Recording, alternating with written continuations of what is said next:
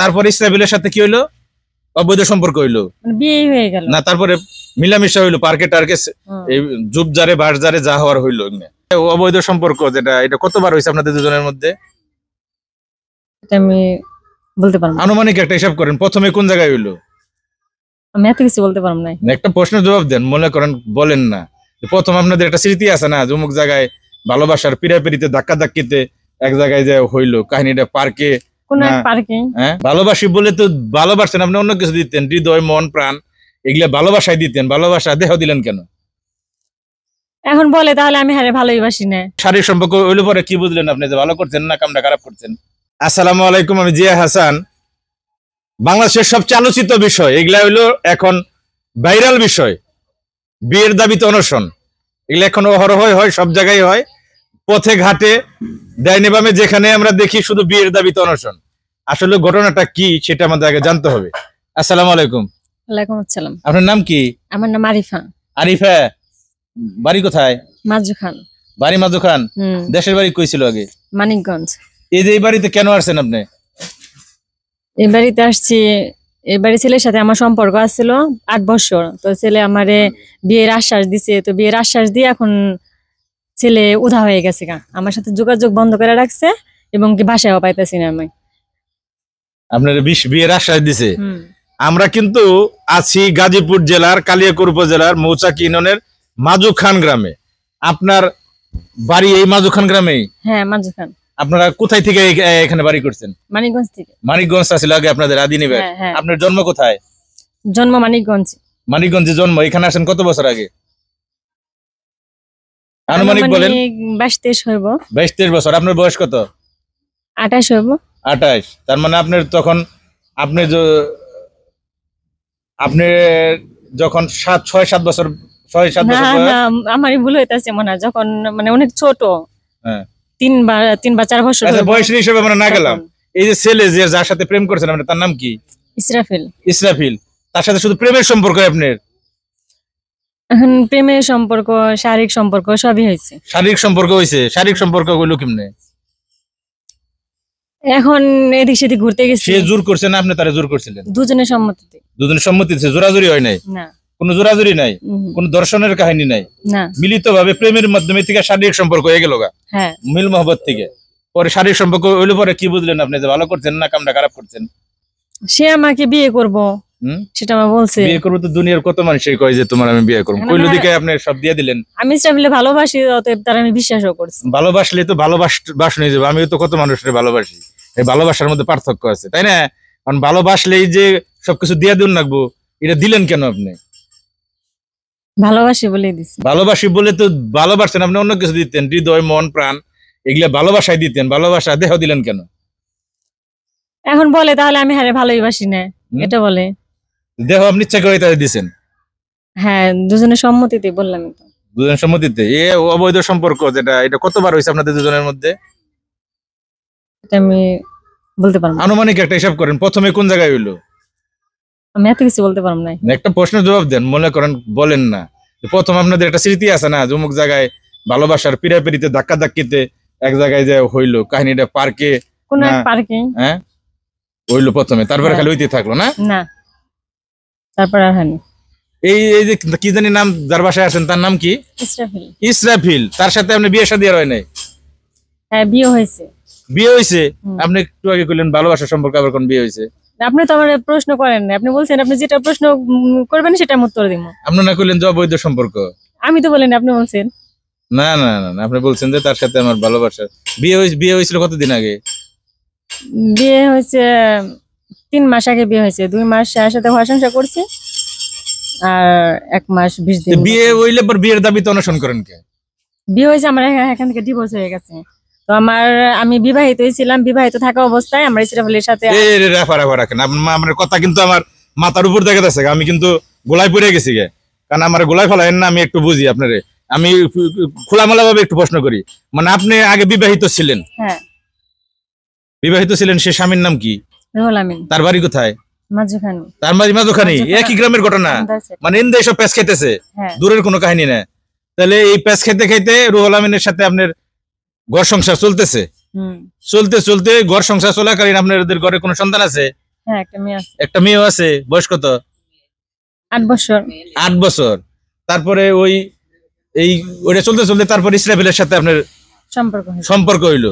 তারপর ইসরাফিলের সাথে কি হইলো? অবৈধ সম্পর্ক হইলো মানে বিয়ে হয়ে গেল না? তারপরে মিলামিশা হইলো পার্কে টার্কে, এই জুবজারে বাসজারে যা হওয়ার হইলো। হওয়ার পরে তারপরে আপনার তার সাথে বিয়ে হইলো। হ্যাঁ বিয়ে হওয়ার পরে তখন তাহলে ঘর সংসার করেন, সমস্যা কি? বিয়ে হয়েছে তো হ্যাঁ সাথে আমার ডিভোর্স হয়ে গেছে। আবার ডিভোর্স হয়েছে। এই তো লাইনে আসতেছে, লাইনে কিন্তু আসতেছে ঘটনা, কিন্তু প্যাস খাওয়েন না কেউ। আমি কিন্তু সোজা করে আপনাদের বোঝানোর চেষ্টা করতেছি। পিসের ভাইয়েরা কি ঠিক আছে ঘটনা? হ্যাঁ, আপনাদের আমরা কথা নিব। এখন কথা হলো তারপরে ইসরাফিলের সাথে আপনার বিয়ে হইলো, ওই বিয়ে আবার আপনাদের ডিভোর্স হয়ে গেল। হ্যাঁ কতদিন সংসার? আগে স্বামী সে আবার আমাদের নামে কেস দিছে, মামলা দিছে। তো আগের স্বামীর নাম জানি কি? রুহুল আমিন। রুহুল আমিন। হ্যাঁ সে মামলা দিছে, তো মামলা দিতে ইসরাফিল এখন হয়রানি হয়ে গেছে গা। ইসরাফিল গুলো তুই আমার বউ নি লিখে, না না না, দুজনে আমার রুহুল আমিনের সাথে খোলা তালাকি হয়েছে। খোলা তালাক হওয়ার পরও একটা মিথ্যা মামলা দিছে যে আমি হ্যাঁ গো টাকা পয়সা নিয়ে আমি ইসরাফিলের সাথে আয়সা পড়ছি, এরকম একটা মামলা দিছে। তো তারপর ইসরাফিল হয়রানি হয়ে গেছে গা, বলতেছে যে তুমি তাহলে রুহুল যেহেতু তোমার নিয়ে যেতে চায়, মানে আমার রুহুল আবার নেওয়ার জন্য অফার দিতেছে, তো আমার একটা মেয়ে আছে, মেয়ের দিকে তাকায় আমার আগে স্বামী আমাকে নিবো, তো আমি যাইতে রাজি না। তারপর ইসরাফিল বলতেছে কেসটা দিছে, কেসটা তো উঠানোর মতো আমার মানে উঠানোর মতো আমার ক্ষমতা নাই, কারণ ইসরাফিলের বাবার বাসা থেকে ইসরাফিলে আর আমারে তাড়িয়ে দিছে, ওই বাসায় রাখে নাই। আর আমার একটা ঘর সংসার থাকা অবস্থায় আমি অন্য একটা ছেলের সাথে চলে আসছি দেখে আমার বাপের বাড়ি থেকেও আমারে তাড়িয়ে দিছে। তো ইসরাফিলের আমার যাওয়ার মতো কোথাও জায়গা ছিল না, তো আমরা রুম ভাড়া করে থাকছি। সেখানে আমাদের শুনছি, আমরা কারো এক মাধ্যমে শুনছি যে আমাদের নামে মামলা দিছে। এটা শোনার পর এখন ইসরাফিল হয়রানি হয়ে যাওয়ার পর বলতেছে তোমার যেহেতু রুহুল নিতে চাইতেছে তাহলে তুমি যাও। আমি বলছি না, তোমার সাথে রুহুল আপনাদের কি অফার দিল? আগের স্বামী রুহুল, বিষয়টা আগের স্বামী রুহুল, পরের স্বামী ইসরাফিল। যখন ইসরাফিলের সাথে আপনার ঘর সংসার রানিং চলিতেছে, এই মুহূর্তে রুহুল আপনার অফার দিল। হ্যাঁ হ্যাঁ, মামলা একটা ইসরাফিলের নামে দিয়ে, ইসরাফিলের নামে এবং কি আমার নামে, ইসরাফিলের বাবার নামে, আমার মার নামে, এই দু পরিবারের নামে দিয়া। তারপরে কইলো যে তুই ভাই আমার বউ, তুমি আমার কাছে চলে আসো। হ্যাঁ কইছে মামলা আমি উঠায় ফেলাম, তুমি আমার কাছে আসো, একটা মেয়ের দিকে তাকায় আসো, তুমি যা ভুল করছো আমি সেটা মাইনা নিমু। গুড, খুব ভালো, এটা বলছে। তো বলার পরে আমি বলছি না, আমি চলে আসছি মানে জুবাই, আমি চলে আসছি, আমি আর যাবো না, মানে যদি আমার ফিরে আসবো না, আমি যাবো না। পরে এখন বলতেছে, পরে ইসরাফিল বলতেছে আমারে দেখো আমরা তো এই দুজনে এক রুমের ভিতরে থাকি, তো আমরা মামলা উঠাইতে পারবো না, কোনো কিছু করতে পারবো না, আমাদের হাতে কেউ না, না তোমার বাবার বাড়ির লোক আছে না আমার বাবার বাড়ির লোক আছে, আমাদের হাতে তো কেউ নাই। তো তুমি এক কাজ করো, তুমি তাহলে রোহল তোমার নিতে চাইতেছি, তাহলে তুমি রোহলের কাছে যাও। হ্যাঁ, পরে আমি বলছি না আমি যাবো না, আমি তোমার কাছে আসছি, তোমার ভালোবাসি, আমি তোমার কাছে আসছি, আমার স্বামী সংসার রেখে আমি তোমার সবকিছু ফেলে তোমার কাছে আসছি, আজকে রুম ভাড়া করে এখানে থাকতে হইতেছে, আমি যাবো না। না তুমি যাও, তুমি যদি 10 বছর পরও আসো তারপরও আমি তোমারে নিব। ইসরাফিল বলছে তুমি আপাতত আমার কাছে ছিলে, সে যখন একটা অফার দিছে মামলা দিয়ে রোলের কাছে মানে আগে স্বামীর কাছে গেলে সে মামলাটা সে উঠাবে, এইটা সে অফার, তাই না? যে তুমি আমার কাছে ফেরত আসলে আমি মামলা উঠিয়ে নিব। রুহুলের মানে আমি রুহুল আমিনের কাছে যাও মানে তো মামলাটা উঠাই নিয়ে আসে, বউ পাইতেছে, সে আর কি মামলা থাকে, আর কি চালাবো, বউ পাইলে আর কি। পরে এটা বলতেছে, পরে আমি রাজি হইনি। তারপর আমার বলছে, আশ্বাস দিছে যে তুমি যাও। আমি বলছি না, আমি যদি রুহুলের কাছে যাই তো তোমার তো বাবা মা তোমাকে নিয়ে যাবে এই জায়গা থেকে, নিয়ে যাওয়ার পর তোমাকে বিয়ে দিবে। বলছি না, আমি বিদেশ চলে যাব। তার আমাকে বিয়ের কথা বললে আমি আমার বাবা মাকে বলুন যে আমার একটা অ্যাক্সিডেন্ট হয়ে গেছে, তো আমি এখন বিয়ে করব না, তো আমি বিদেশ থেকে আসার পরে আমি তোমারে নিমু। এটা করে ইসরাফিল কয়। হ্যাঁ, তুমি আপাতত রাখেন একটু রাখেন, আপনারা কাহিনী কিন্তু অনেক লম্বা হয়ে যাইতেছে, আপনারা কিন্তু জানেন না, সাথেই থাকেন, কমেন্ট করতে থাকেন এবং শেয়ার করতে থাকেন। আমরা কাহিনী শেষ পর্যন্ত যাব এবং পিছনে কিন্তু শত শত দর্শক জমে গেছে, আমরা কিন্তু কাহিনী শেষ পর্যন্ত আমাদের যাইতে হবে। ঘটনা কিন্তু প্যাচ খাইতেছে, অফারের উপরে অফার আসতেছে, এই অফারটা কোন পর্যন্ত যায় আমরা দেখবো। তাহলে লাস্ট পর্যায়ে কি চললো, যে ইসরাফিল বললো যে অফার যখন ভালো একটা অফার আইছে, যে তুমি তোমার আগের স্বামীর কাছে চলে যাও, আমি আপাতত একটু কয়দিন রেস্ট নেই, বিদেশ করি না, মানে সেটা তো আছে, বিদেশে কথা বলছে যে কেসটা উঠানি হইলে তুমি আমার যে কোনো সময় বলো, আমি তোমার ডাকে সাড়া দিব, যেহেতু তুমি আমার কেসটা উঠানোর জন্য যাইতাছো, তুমি আমার উপকার করতেছো, কেস উঠানোর জন্য যাইতাছো, তোমার আমি মন প্রাণ দিয়ে ভালোবাসি। এখন তারপরে এখন আগে আমি গণ্যমান্য লোকের সাথে আলোচনা করলাম, তো আমার বাবার বাসায় আমি একটু যোগাযোগ করার চেষ্টা করলাম, যে আমার বাবার বাসায় তো বলা যাবে না যে আমি কেস উঠানোর জন্য যাইতাছি, তো হ্যাঁ তো মাইনা নিব না, যদি এই স্বামী রেখে আবার কেস উঠানোর জন্য এই স্বামীর কাছে আসবে, সেটা তো মাইনা নিব না। তো এখানে আমি বলছি যে আমার মেয়ের মুখের দিকে তাকায়, মানে আমার ভাইদের বলছি আমার মেয়ের মুখের দিকে তাকায় এখন আমি আমার আগের স্বামীর কাছে যাবো। বলতেছে ভাইবা চিন্তা কাজ করো, তুমি একটা মানে আগের স্বামী মানে রুহুল আমিন। রুহুল আমিনের কাছে। পরে তারপরে আর বলছে যে ভাইবা চিন্তা কাজ করো, তুমি একজনের কাছে গেছো, তুমি আবার রুহুলের কাছে আসবা, আবার কোনো দুর্ঘটনা ঘটাবা না। হ্যাঁ পরে ইসরাফিল আমার বলতেছে তুমি বলো যে তুমি কোনো দুর্ঘটনা ঘটাবা না, না হলে তো এরা তোমার পাশে থাকবো না, তুমি রুহুলের কাছে কেমনে যাবা, আমাদের ডিভোর্সটা কি এগিয়ে দিব, মানে গুণমান্য লোক নাই আচ্ছা, আমার। আমি আপনার একটু এগিয়ে দিই, কেউ আপনার এগিয়ে না দিলেও আমি একটু আপনার এগিয়ে দিই, কারণ এত যদি লম্বা আমরা কাহিনীর ভিতরে যাই তাহলে দর্শক কিন্তু থাকবার চাইবো না। দর্শক আপনার একটু থাকেন, আমি আপনার একটু এগিয়ে দিয়ে নই। এখন কথা হলো আপনার আমি এগিয়ে দিই যে রুহুল ইসরাফিল আপনার কইলো যে তুই বই না আপাতত অনেক জায়গা শর্টকাট কথা আর কি, যে আপাতত এই পর্যন্ত মামলা টামলা উঠিয়ে ঠিকঠাক হয়ে আমি এই পর্যন্ত একটু চাকরি টাকরি করি, তুই অনেক যে কদিন বেটারে এই দূর থাক, ওই দিকে যে বেটা একটু শান্ত হোক, তারপরে তুই আবার তোর আমি টান দিয়ে আবার আমি নিয়ে হামনি, যেহেতু ভালোবাসার টান আমাদের আছে। বলছে 10 বছর হইলো আমি তোমার আনবো, 10 বছর হইলেও এর আসুন, মধ্যে তুমি বিয়ে করবে না, না আমি এর মধ্যে বিয়ে করবো বিয়ে না। করুম না, হ্যাঁ। ইসরাফিল কইলো তাই না। হুম। এখন যখন তারপর আমি রুহুলের কাছে চলে গেছি, গেলেন ভালো কথা, মানুষ লোক টোক ধরে আমি হ্যাঁ। ইসরাফিলের লগে ডিভোর্সে ওইখানে অবস্থায় রুহুলের কাছে, ওইখানে আমার রুহুলের সাথে বিয়ে দিয়ে দিছি। হুম। বিয়ে দেওয়ার পর এখন ইসরাফিল আমি বাসায়, আমি যে জায়গায় ডিভোর্সটা হয়েছে বা রুহুলের সাথে বিয়ে হয়েছে, তারপর বাসায় যাওয়া মাত্র ইসরাফিল আমার সাথে মানে যোগাযোগ আবার শুরু করে দিছে। তো যোগাযোগ চলতেছে, তো ইসরাফিল তো বাসায় উঠতে পারতেছে না, আমি ঠিকই বাসায় উঠছি, কিন্তু ও তো রুমে রেখে আসছি, ও তো বাসায় উঠতে পারতেছে না। তো বাসায় উঠার মানে পর আপনি তো গেলেন গিয়ে ইয়ের নগে, হ্যাঁ আগের স্বামী প্রথম কি জানি নাম, রুহুল আমিন। রুহুল আমিনের সাথে গেলেন গিয়ে মধ্যে ইসরাফিল হলো জলে বাইসা রইলো, তার হ্যাঁ। কোনো কুল কিনারা নাই। হুম, আপনিও গেলেন গাতারে ছেড়ে, বাপ মাও গেল গাতারে ছেড়ে। হুম। সে যখন কুলে কুলে ভাসে তখন তার জন্য আপনি পরানটা কান্দে, এই তো হ্যাঁ কাহিনী। আমাদের দুজনের কথা হয়েছে। হ্যাঁ, তখন আবার মাঝে মাঝে কথা হয়, কি গো তোমার কি খবর।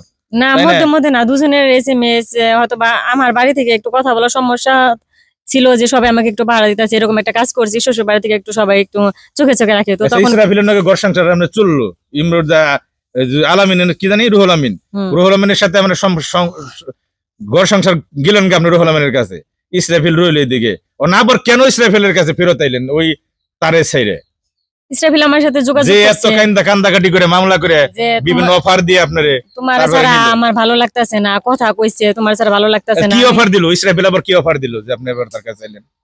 সে আমারে চায়, আমার জন্য কান্নাকাটি করতে আছে, চোখের পানি করা, চোখের পানি ফেলে আমার কারণ চলে আমি তো যেতেছে। ফোনে কথা কইলাম, কইবে আমি কিচ্ছু জানি না, ওরে আমি আনছিলাম ভালোবেসে বিয়ে করছিলাম, হে আমার নাকি থাকে না, আগের স্বামীর কাছে গেছে গা, এখন আমি বিয়ে করুম দেখি আর হই না, আবার হে আমার বুলাই পড়ছে, অতি আমার অফার দিছে দেখে আমি আবার অফার ইসরাফিল, আবার অফার, আচ্ছা অফারে ইসরাফিল চিনিতেছে ভাই, তো 2 দিন ধরে বন্ধ বিয়ে করেন। করতে গেছে, আমি তো আর 1 সপ্তাহ না 5 দিন কি 6 দিন আগে আমার ওর কথা শুনে আমি আমার আগে স্বামীর আবার ডিভোর্স দিয়ে দিয়েছি আমার আবার কাছে। ডিভোর্স দিয়ে দিছেন? হ্যাঁ ওর কাছে আসবো বলে, তো অতি আমার এরকম ডিভোর্স দিয়ায়া তারপর অতি এখন নিখোঁজ হয়ে গেছে। মানে আবার অফার দিয়ে আপনার ওটা ডিভোর্স দেওয়া, আবার সে নিখোঁজ। হ্যাঁ এখন ওর বাড়িতে আমি আসছি, এখন তো আপনার ওই যে স্বামী, আগের স্বামী রুহুল আমিন, হে আবার একটা অফার দিছে আপনারে, এই অফারটা আপনারা গ্রহণ করেন। না আমি আসছি হুম, আমি এখানে আসছি, এখানে থেকে আর যাবো না। শুনেন, যেহেতু অফার চলতেছে, আপনার একটা ডিমান্ড আছে, অবশ্যই আপনি একটা, আপনার দাম আছে দিকে বিভিন্ন তরফ থেকে অফার আসে, যেহেতু অফার আবার আগের স্বামী আপনার অফার দিছে, তাহলে ওই অফারে আপনি যান গা, এই অফার তো পাইলেন না, বাইতে এটা বাইতে নাই। বাড়িতে নাই, আমি এখানেই থাকবো, অতি কয়দিন লুকায় থাকবো, আর আসতে হইবই। আসছেন কয়দিন ধরে এনে? আমি কালকে আসছি। বাদ দেয় কেন আপনি? আমার কেউ ভাত দেয় না, কি খান? এই দোকান থেকে এটা সেটা একটু রাত্রে কি একটু। খাইছেন? কিছুই খাইনি, সকালে রাত্রে কই আছিলেন? রাত্রে বারান্দায় ছিলাম। বারান্দায়? হুম। বলেন কি, আপনার কোনো নিরাপত্তা নাই, কোনো প্রটোকল না। নাই? কারণ যদি আপনার একটা সমস্যা হয় যে এনে বারান্দায় থাকেন, মহিলা মানুষ, যদি যে কোনো একটা সমস্যা রাত্রে, তো আমরা আরেকজনে কেউ একটা অফার দিতে পারে আপনাদের, তখন তো একটা বিদিকিচ্ছা লেগে যাবে। কারণ এখন আমার থাকার জায়গা নাই, কোথায় থাকুন, বারান্দায় তো থাকতে হবে না। আপনি প্রশাসনকে কেউ জানাইছেন, মেম্বার চেয়ারম্যান অথবা হ্যাঁ। শৃঙ্খলা বাহিনী কেউ জানাইছেন? হ্যাঁ জানাইছি। এখন আপনি বই নেই, আপনি এতক্ষণ যে আপনার নাকি কইলাম, এখন আপনি কি করতে চান, মনের কথাটা বলেন। আপনি কি ওই অফারে যাইবেন, রুহুল আমিন অফারে, না ইসরাফিল অফার দিয়ে আপনার আনছে ওই অফারেই থাকবেন? আমি ইসরাফিল অফারে থাকবো। ইসরাফিল অফারে থাকলেন, যদি আবার 1 মাস পরে আবার অফার আসলো ওখান থেকে, বড় অফার, না হ্যাঁ, আমি তখন তো হবো না। একটা অফারে, যে একটা মেয়ের জীবনটা অফারে আপনার অফারে এই যে আপনি টানাটানি শুরু করছেন, একবার উনি অফার দেয় উনির কাছে আহেন, একবার উনি অফার দেয় উনির কাছে যান, এই অফারে আপনার মেয়ের জীবনটা তো নষ্ট হয়ে যাবে।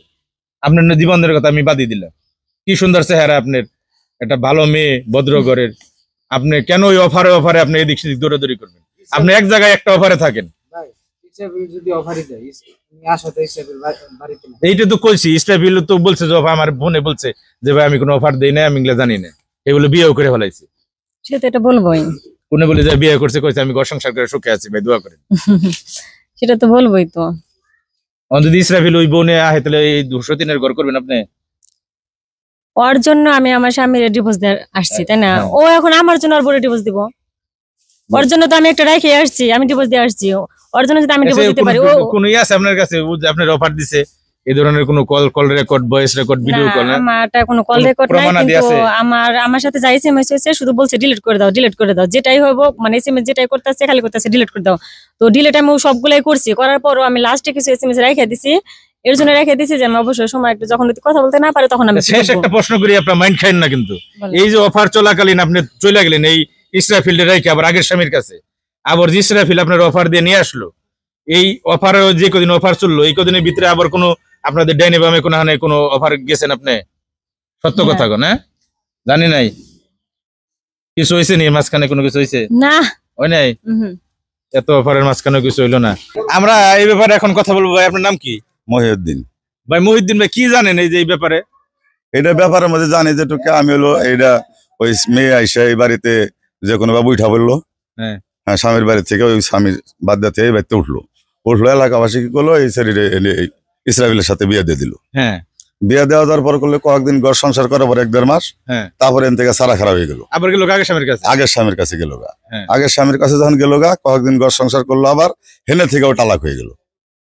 তালাক হয়ে যাওয়ার পরে হেন থেকে এখন তালাক হয়ে হলে হেনে থেকে অবস্থা তো বাপ মার বাড়ি গেল বা এলাকাবাসী থাকে বা ওই ব্যক্তিই থাকে স্বামীর বাড়ি, আগের স্বামীর বাড়ি থাকার পরে এই যে গত কাইসা এই বাড়িতে আবার উঠছে, আবার মানে বিয়ের দাবিতে আবার বিয়ের দাবিতে এসে আবার এই বাড়িতে উঠছে। তখন তো এই ছেলে বাড়িতে নেই, এখন আমরা তো ভাই বেরিয়ে পড়ে রয়েছি, কোন পথে যাই আমরা?